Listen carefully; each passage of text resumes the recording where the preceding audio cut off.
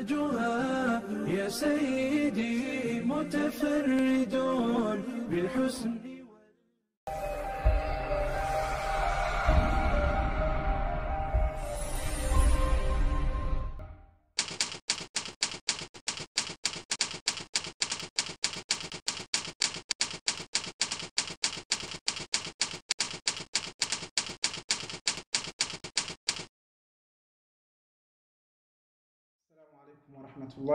Nesta sessão nós vamos prosseguir sobre algumas evidências que nós encontramos na Bíblia Sagrada, no Novo Testamento, que dão referência à vinda de um profeta depois de Jesus, e que essas palavras foram pronunciadas por próprio Jesus.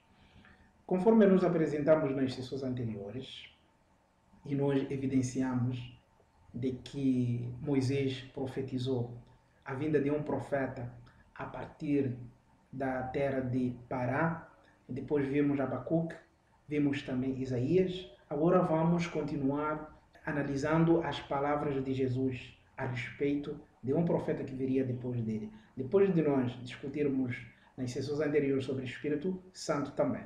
Agora, no livro de Mateus, capítulo 21, ele vai falar sobre uma história que aconteceu na época em que Jesus já estava no fim da sua vida, quando ele viu de que Pilatos e os sacerdotes que perseguiam a vida dele o tempo inteiro e que tinham decidido matá-lo, da mesma forma que eles eliminaram a vida de João Batista. Então, nesse momento, quando ele não tinha mais dúvida, ele deixou algumas palavras, umas parábolas, que muitos não entenderam naquela época, mas que deixam bem claro de que Jesus se referia à vinda de um outro profeta, à vinda de um homem de Deus. Vamos ler essas palavras para juntos analisarmos o que elas querem dizer? Verso 33 diz o seguinte: ouvi ainda outra parábola. Houve um homem, pai de família, que plantou uma vinha e circundou-a de um valado, e construiu nela um lagar, e edificou uma torre, e arrendou-a a uns lavradores, e ausentou-se para longe. E, chegando o tempo dos frutos, enviou os seus servos aos lavradores, para receber os seus frutos. É um direito que o dono da propriedade tem dentro daquilo que foi o acordado entre ele e os lavradores, que foram os frutos. E os lavradores, apoderando-se dos servos, feriram um, mataram outro e apedrejaram outro. Olha o que ele diz. Ele fala de 3 servos. Feriram um, mataram outro e apedrejaram outro. Naquela época, conforme nos mostramos, existia Zacarias, João Batista e próprio Jesus. Servos de Deus. Que os judeus decidiram, então, acabar com a vida deles. Enquanto eles foram enviados para os filhos de Israel, enquanto o terreno já tinha sido preparado por profetas como João Batista, antes da chegada de Jesus, o Messias prometido para os judeus. A terra já tinha sido lavrada, só faltava os frutos.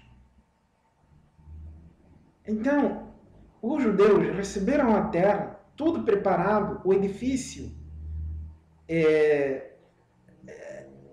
tudo já estava preparado para que eles pudessem receber os frutos que viriam daquela terra. E nesse momento, o que Jesus vai dizer a esses lavradores? Ele vai dizer que mataram os servos de Deus, mataram os profetas que Deus havia enviado para eles. Depois enviou outros servos, em maior número do que os primeiros, e eles fizeram-lhes o mesmo. os discípulos de Jesus que foram perseguidos, que foram mortos e que pregavam a mensagem de Jesus. Então, numa tentativa de eliminar a vida de Jesus, os seus seguidores e todos aqueles que pregavam a mensagem de Jesus. O verso a seguir vai dizer que, e por último, enviou-lhes seu filho, dizendo, terão respeito a meu filho. Que dá referência a ele mesmo, de que depois de os judeus terem recebido todos aqueles profetas que perseguiram, mataram e crucificaram, inclusive, de acordo com a Bíblia. No fim, Deus vai enviar, então, de acordo com a Bíblia, o seu filho. Esse é o sentido dessa parábola. Então, Jesus se referindo como filho, ou como filho enviado para os lavradores. Mas os lavradores, vendo o filho, disseram entre si, este é o herdeiro, vinde, matemo-lo e apoderemo-nos da sua herança. O que eles fizeram? Decidiram então matar o próprio filho do proprietário para poderem se apoderar da herança e da propriedade. E nesse momento, o verso 39 vai dizer, e lançando mão dele, o arrastaram para fora da vinha e o mataram. Olha o que eles fizeram quando receberam os profetas. E o último, que era o filho do proprietário. O que eles fizeram? Mataram ainda esse filho do proprietário. No verso 40, diz o seguinte, quando, pois, vier o senhor da vinha, que fará aqueles lavradores, quando o dono da vinha chegar, o que os lavradores vão dizer? Que fará desses lavradores? É uma questão muito importante. Jesus está dizendo, eles receberam os servos de Deus, os mensageiros de Deus, mataram. E quando Deus vier cobrar a eles, o que eles vão dizer? A conclusão de Jesus nessa parábola toda foi a seguinte. Dizem-lhe eles, dará afrontosa morte aos maus e arrendará a vinha a outros lavradores, que a seu tempo lhe deem os frutos. Essa mensagem deixa bem claro. Ela está dizendo de que o proprietário, ou seja, quando Deus vier cobrar os filhos de Israel, que matavam os profetas, Deus vai tirar deles essa propriedade, esse direito, e vai dar a outros lavradores. E essa cobrança vai ser severa. Nesse momento, Deus vai arrendar essa vinha a outros lavradores. Não vai ser mais aos filhos de Israel. Porque esses lavradores que tomarão conta dessa vinha ao longo do tempo vão dar os frutos. E o verso a seguir diz o seguinte, diz-lhe Jesus, nunca lestes nas Escrituras? De que lá nas Escrituras existem referências. E ele vai dizer, a pedra que os edificadores rejeitaram, essa foi posta por cabeça do ângulo. Pelo Senhor foi feito isto, e é maravilhoso aos nossos olhos. É uma questão que ele coloca.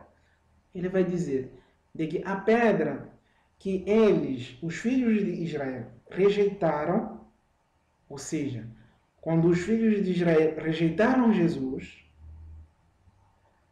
essa foi posta por cabeça do ângulo. Essa pedra, ou seja, Jesus foi o selo dos profetas que foram enviados da linhagem ou da descendência ou dos filhos de Israel. Então, ele foi o ângulo, ele foi o ponto final. E aí ele questiona aos filhos de Israel. E é maravilhoso aos nossos olhos? Vocês acham de que isso é bonito?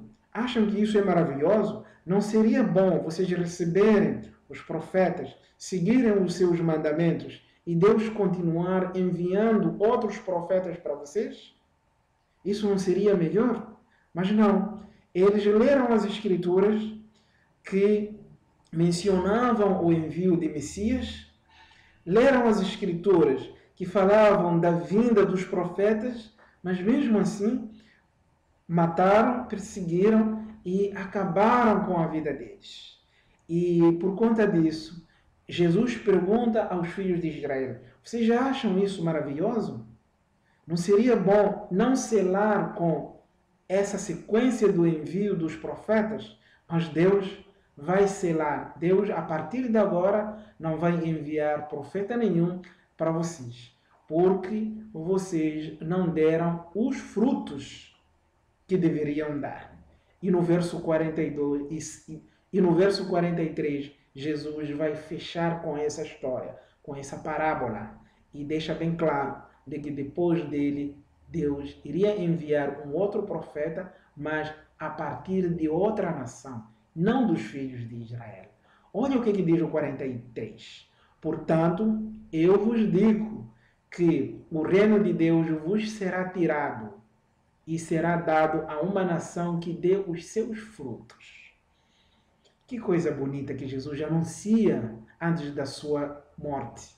Antes, de acordo com a Bíblia, antes da sua crucificação, de acordo com a Bíblia, ele vai dizer que o reino de Deus será tirado de vocês, filhos de Israel, e será dado. Quando ele diz o reino de Deus, ele se refere à profecia. Jesus está dizendo que Deus sempre enviou reis para os filhos de Israel. E Jesus foi o último dos reis enviados para os filhos de Israel. E eles negaram. Por essa razão, quando eles cometeram os crimes, Deus decidiu não enviar mais outro profeta para os filhos de Israel.